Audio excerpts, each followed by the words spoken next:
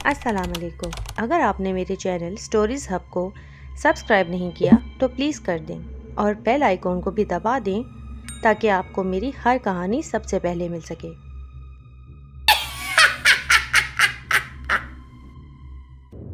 نادر ایک اچھا لڑکا تھا، پڑھائی لکھائی میں اس کا دل نہیں لگتا تھا، البتہ ماں باپ کی ہمیشہ خدمت کرتا تھا۔ اس کے ماں باپ بھی اس کے لیے دعائیں کرتے تھے۔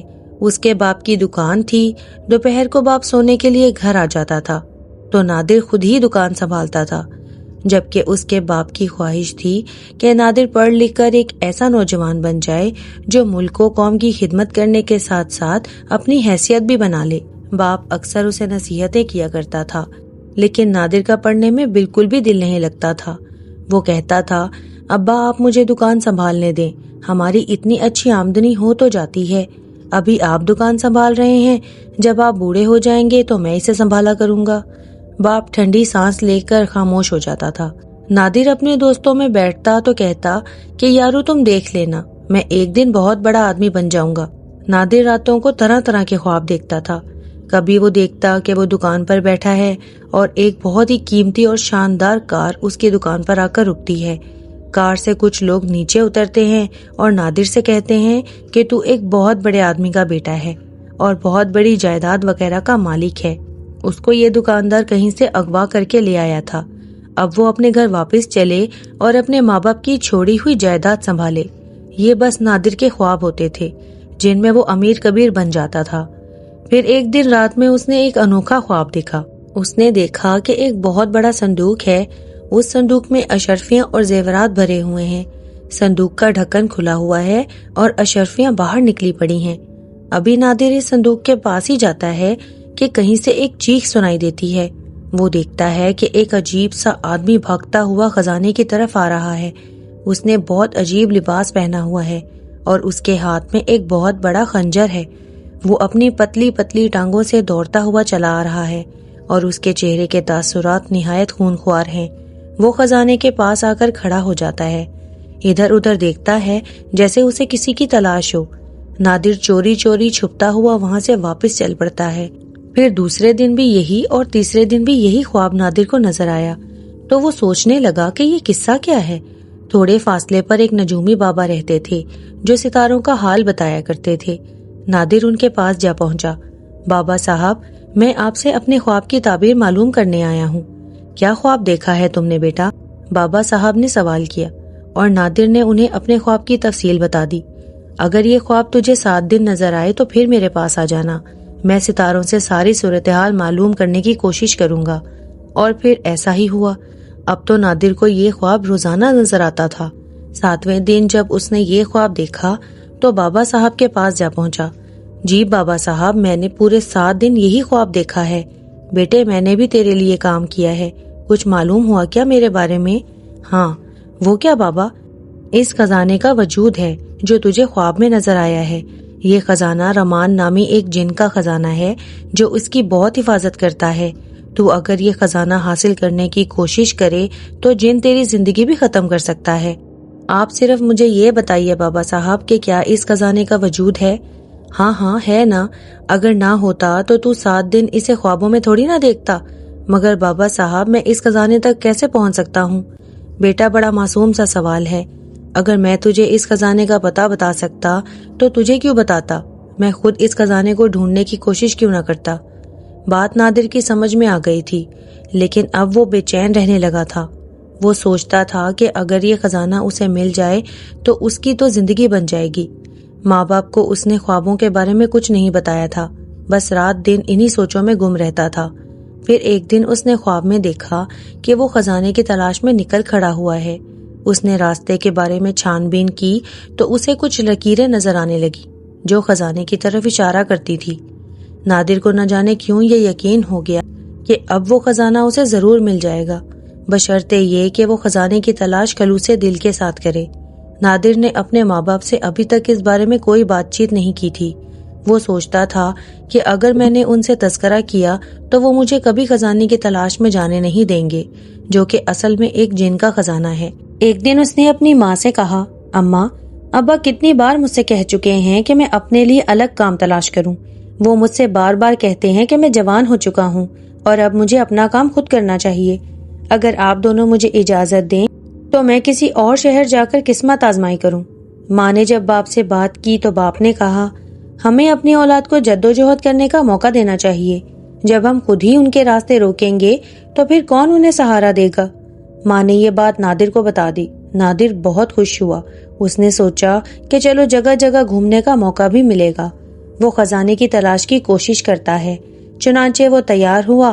باپ نے اسے تھوڑے سے پیسے دیے جو راستے کے خرچ کے لیے تھے، اور وہ وہاں سے چل پڑا۔ وہ اللہ کو یاد کرتے ہوئے وہاں سے چلتا رہا۔ ایک بستی، دوسری بستی، تیسری بستی، یہاں تک کہ وہ ایک ایسی بستی میں پہنچا جو جنگل کے کنارے واقع تھی۔ وہاں پہنچ کر اچانک سے اسے احساس ہوا کہ اس نے اس بستی کو کبھی نہ کبھی اپنے خوابوں میں ضرور دیکھا ہے۔ کسی سے کوئی بات تو نہیں کی، البتہ وہ جنگل میں چل پڑا۔ اس نے اپنے کھانے پینے کا سامان بھی ساتھ لے لیا تھا۔ ویسے بھی وہ ایک بہادر اور طاقتور نوجوان تھا۔ اس نے اپنے خواب میں رمان جن کو بھی دیکھا تھا۔ غرض یہ کہ وہ خزانے کی تلاش میں آگے اور آگے سفر کرتا رہا۔ کافی دور جا کر وہ ایک پہاڑی علاقے میں جا پہنچا جہاں اونچے اونچے پہاڑ بکھرے ہوئے تھے اور ان کے دامن میں وسیع و عریض جنگل بھی موجود تھا۔ نادر اس دن ایک درخت کے نیچے بیٹھ کر نقشے بنانے لگا۔ وہ زمین پر الٹی سیدھی لکیریں بناتا رہا اور پھر اچانک ہی ش ش کی آوازیں سن کر وہ چونک پڑا۔ اس نے ادھر ادھر دیکھا، پھر اس کی نگاہ ایک طرف پڑی تو وہ دہشت سے سکڑ کر رہ گیا۔ درختوں میں 7-8 انسانی سر لٹکے ہوئے تھے۔ وہ سر گردن کے پاس سے کٹے ہوئے تھے اور ان میں رسیاں باندھ کر انہیں درختوں کی شاخوں سے لٹکا دیا گیا تھا، لیکن کٹی ہوئی گردنوں سے کوئی خون وغیرہ نہیں ٹپک رہا تھا۔ کچھ دیر تو نادر دہشت سے لرزتا رہا۔ نہ جانے یہ کس کے سر تھے، کیسے سر تھے، اس کی سمجھ میں کوئی بات نہیں آ رہی تھی۔ پھر آہستہ آہستہ چل کر وہ ان کٹے ہوئے سروں کے پاس پہنچ گیا اور اس نے ایک دوسرا حیرت ناک منظر دیکھا۔ وہ تھے تو سر، مگر ان کی آنکھیں کھلی ہوئی تھیں اور ہونٹ ہل رہے تھے۔ یوں لگ رہا تھا جیسے وہ نادر سے کچھ کہنا چاہتے تھے، لیکن ان کے ہونٹوں سے آواز نہیں نکل رہی تھی۔ نادر ان کٹے ہوئے سروں کو دیکھ کر خود بھی پوری طرح دہشت زدہ ہو گیا تھا۔ یہ سر مختلف ملکوں کے لوگوں کے تھے۔ کوئی سیاہ فام تھا، کوئی سفید فام تھا، کسی کا رنگ گندمی تھا، کسی کا رنگ بالکل صاف ستھرا شفاف۔ نادر ان سے پوچھنے لگا، تمہیں یہاں کس نے لٹکایا ہے؟ کس نے مارا ہے تم لوگوں کو؟ کٹے ہوئے سروں کے ہونٹ پھر ہلنے لگے، لیکن ان سے آواز نہیں نکل رہی تھی۔ اب تو نادر بہت پریشان ہو گیا۔ نہ جانے وہ سر اس سے کیا کہنا چاہتے تھے، نہ جانے وہ کس کے سر تھے، کس سے معلوم کرے۔ یہ سب سوچتے ہوئے نادر ابھی واپسی کے لیے مڑا ہی تھا کہ اس نے عجیب و غریب پرندوں کو اس کی طرف آتے ہوئے دیکھا۔ جہاں وہ کھڑا تھا پرندے بے حد خوبصورت تھے، اور سب سے بڑی بات یہ تھی کہ وہ نادر سے چند گز کے فاصلے پر آ کر بیٹھ گئے تھے۔ نادر کو یوں لگ رہا تھا جیسے پرندے بھی اسے کچھ کہنا چاہتے ہوں۔ نادر تھوڑی دیر تک تو کچھ سوچتا رہا، پھر خود ہی بول پڑا، پیارے پرندوں، کیا تم مجھ سے کچھ پوچھنا چاہتے ہو؟ ہاں، کیا تم خزانے کی تلاش میں جا رہے ہو؟ ارے تمہیں کیسے معلوم؟ اور تم بول بھی سکتے ہو؟ ہمیں سب معلوم ہے، رمان جن بہت ظالم ہے۔ وہ جنگلوں میں پرندوں کو مارتا رہتا ہے۔ اس کی خوراک ہم ہی لوگ ہیں۔ جنگل میں پرندوں کی تعداد بہت کم رہ گئی ہے، اور ہم پرندے یہ چاہتے ہیں کہ کوئی رمان جن کو ختم کر دے، مگر ہم ابھی تک اس میں کامیاب نہیں ہو سکے۔ پیارے پرندوں، کیا تم بتا سکتے ہو کہ یہ کٹے ہوئے سر کس کے ہیں؟ یہ سوال میں اس لیے کر رہا ہوں کیونکہ تم اس جنگل میں رہتے ہو۔ پرندوں نے افسوس بھرے لہجے میں کہا، ہاں ہم بتا تو سکتے ہیں۔ یہ ان بد نصیب انسانوں کے سر ہیں جو رمان کے خزانے کی تلاش میں اس جنگل میں آئے تھے، اور رمان نے انہیں ختم کر کے ان کے سر دنیا کو یہ بتانے کے لیے لٹکا دیے کہ خزانے کے حصول کی کوشش کا یہ نتیجہ نکلتا ہے۔ اوہ، تو اس کا مطلب ہے رمان بہت ظالم جن ہے۔ ایسا ویسا؟ ہم تمہیں اس کے ظلم کی داستانیں سنائیں تو تم حیران رہ جاؤ گے۔ وہ بہت خوفناک شکل کا ہے اور فضاؤں میں گھومتا پھرتا رہتا ہے۔ اس کا لمبا سا خنجر انسانوں سے آسانی سے زندگی چھین لیتا ہے۔ نادر کو تھوڑا سا خوف بھی محسوس ہوا، تو پرندوں نے کہا، چونکہ اب ضرورت پیش آ گئی ہے اس بات کی کہ رمان جن کو ختم ہونا چاہیے، ورنہ وہ جنگل کے تمام پرندوں کو ختم کر کے کھا جائے گا۔ وہ پرندوں کا گوشت کھانے کا بہت شوقین ہے۔ تو پھر بتاؤ پیارے پرندوں، میں اس کا مقابلہ کیسے کر سکتا ہوں؟ ہاں، خزانہ جس جگہ موجود ہے وہ ایک خوفناک پہاڑی علاقہ ہے اور وہ یہاں سے تھوڑے ہی فاصلے پر ہے۔ رمان وہیں فضاؤں میں چکراتا رہتا ہے جہاں خزانے کے صندوق ہیں۔ وہاں سے کچھ فاصلے پر ایک پھولوں کا درخت ہے اور اس درخت کی جڑ میں ایک موتی دبا ہوا ہے۔ بس تم سمجھ لو کہ رمان جن کی جان اسی موتی میں ہے۔ وہ موتی اتنا خوبصورت ہے کہ کوئی بھی اسے حاصل کر کے توڑنے کو پسند نہیں کرتا، لیکن یہی بات اس کی موت کا سبب بن جاتی ہے۔ موتی کو تلاش کر کے چور چور کر دو، رمان جن بھی ختم ہو جائے گا۔ مگر میں اس جگہ تک کیسے جا سکتا ہوں پیارے پرندوں؟ آؤ ہمارے پیچھے آ جاؤ، پرندوں نے نادر سے کہا اور اپنی جگہ سے اڑ کر فضاؤں میں پہنچ گئے۔ نادر خاموشی سے ان کے پیچھے پیچھے چل پڑا۔ پرندے نادر کی وجہ سے زیادہ تیزی سے پرواز نہیں کر رہے تھے، بلکہ آہستہ آہستہ جا رہے تھے۔ پہلی رات گزری اور دوسرے دن صبح کو وہ پھر وہاں سے چل پڑے۔ نادر خاموشی سے آگے بڑھتا رہا۔ اسے اپنے ان رہنما پرندوں کو دیکھ کر بڑی خوشی ہو رہی تھی، یہاں تک کہ ایک خوفناک پہاڑی علاقہ آ گیا اور پرندوں نے بتایا، نادر وہ جگہ آ چکی ہے، وہ سامنے تم جو پھولوں کا ایک کنج دیکھ رہے ہو نا، بس وہاں پہنچ جاؤ، خدا تمہاری مدد کرے گا۔ رمان جن کے آنے سے پہلے تم وہ موتی نکال کر اپنے قبضے میں کر لینا، کیا سمجھے؟ ٹھیک ہے پیارے پرندوں، نادر نے ان سے کہا اور پھر وہ اللہ کا نام لے کر پھولوں کے اس کنج کی جانب بڑھ گیا۔ پیارے خوشنما پھول کھلے ہوئے تھے، لیکن حیرانی کی بات یہ تھی کہ پھولوں کی پتیوں سے خون ٹپک رہا تھا۔ نادر سمجھ گیا کہ شیطان جن نے ان پھولوں سے خون ٹپکایا ہے، وہ کسی کو یہاں آنے سے روکنے کے لیے ڈرانا چاہتا ہے۔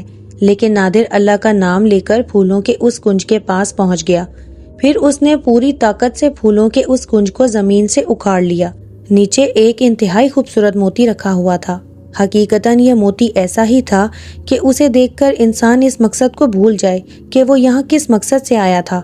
نادر نے اس موتی کو نکال کر اپنے قبضے میں لے لیا اور پھر وہ آہستہ آہستہ اس طرف بڑھنے لگا جہاں خزانے کے موجود ہونے کا امکان تھا۔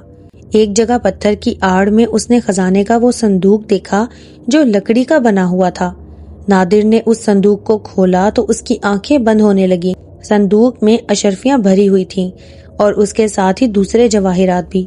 ادھر ادھر تیز روشنی پھیل گئی تھی۔ اچانک ہی فضا میں خوفناک آواز سنائی دی اور اس کے بعد نادر نے فضا میں ایک جن کو آتے ہوئے دیکھا۔ یہ جن واقعی انتہائی خوفناک تھا۔ لمبا تڑنگا عجیب سا لباس پہنے، سر پر اس نے کوئی کپڑا باندھا ہوا تھا۔ وہ جلدی سے نیچے آیا اور دھاڑتا ہوا بولا، کون ہے جس نے میرے خزانے کے صندوق کو کھولا ہے؟ میں اسے فنا کر دوں گا۔ کون ہے وہ؟ یہ کہہ کر اس نے لمبا سا خنجر نکال لیا اور خزانے کے کھلے ہوئے صندوق کے اوپر پاؤں رکھ کر کھڑا ہو گیا۔ وہ بری طرح پھنکار رہا تھا۔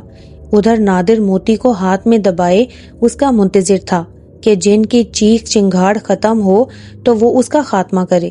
پھر اس نے ایسا ہی کیا۔ جیسے ہی جن کی نگاہ اس پر پڑی اور جن نے اپنا خنجر لہرایا، نادر نے موتی کو زمین پر رکھ کر زور سے اس پر پاؤں مارا۔ موتی پتھر پر رکھا ہوا تھا۔ نادر کے پاؤں کی ٹھوکر سے وہ چور چور ہو گیا اور جن فضا میں گلا بازیاں کھانے لگا۔ وہ اپنے سینے پر ہاتھ رکھ کر ہائے ہائے کر رہا تھا۔ تھوڑی دیر بعد اس نے دم توڑ دیا۔ نادر کو پھر بھی اس سے ڈر لگ رہا تھا۔ وہ اس کے قریب جا کر اسے دیکھ نہیں سکتا تھا، لیکن جب کافی دیر تک جن زمین پر پڑا رہا تو وہ جن کے پاس گیا اور وہ جن آہستہ آہستہ راکھ میں تبدیل ہو گیا۔ پھر نادر نے خزانے کے صندوق کو دیکھا اور اس کے بعد تو وہ خوشی سے دیوانہ ہو گیا۔ نادر نے صندوق کے ساتھ واپسی کا سفر شروع کر دیا۔ پھر جب وہ خفیہ طریقے سے صندوق سر پر رکھے اپنے گھر پہنچا تو ساری بستی سو رہی تھی۔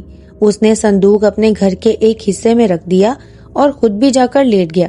نادر کی ماں اور باپ کو پتا نہیں تھا کہ نادر واپس آ گیا ہے، لیکن جب صبح ہوئی اور انہوں نے اپنے بیٹے کو دیکھا تو خوشی سے چیخنے لگے، ارے ہمارا بیٹا واپس آ گیا۔ نادر نے پھر اپنے ماں باپ کو اپنا خزانہ دکھایا تو ماں باپ کی آنکھیں چمکنے لگیں۔ بیٹا کیا یہ تمہارا ہے؟ نہیں ابا، یہ ہمارا ہے، آپ لوگوں کی دعاؤں سے میں نے اسے حاصل کر لیا ہے، نادر نے جواب دیا، اور اس کے بعد اس خزانے میں سے تھوڑی تھوڑی اشرفیاں بیچ کر ان کی قیمت وصول کرنے لگا، یہاں تک کہ اس نے ایک عمدہ سا گھر بنایا اور اس گھر میں اپنے ماں باپ کے ساتھ خوشی سے رہنے لگا۔ ماں باپ اب اس کی شادی کی فکر میں تھے اور اس کے لیے لڑکی کی تلاش شروع کر دی۔